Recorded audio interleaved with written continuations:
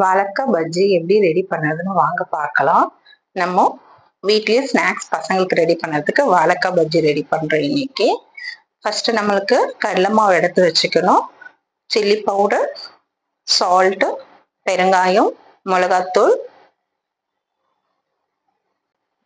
மஞ்சத்தூள், உப்பு, இது தேவையானது எல்லாமே நம்ம இப்போ எடுத்து வச்சுக்கணும். கடலை மாவுல இது எல்லாமே போட்டு தண்ணி ஊற்றி மிக்ஸ் பண்ணிக்கணும். இது வந்து பஜ்ஜிக்கு வந்து நம்ம பேஸ்ட் மாதிரி ரெடி பண்ணணும். ஸோ வாழைக்காய் கட் பண்ணி வச்சுக்கணும். இந்த மாவு ரெடி பண்ணி மிக்ஸ் பண்ணி நல்லா வச்சுக்கணும்.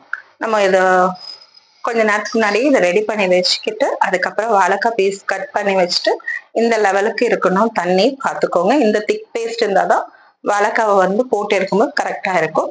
வாழைக்காய் வந்து இந்த மாதிரி ஸ்லேஸாக நம்ம கட் பண்ணி ரெடி பண்ணி வச்சுக்கணும்.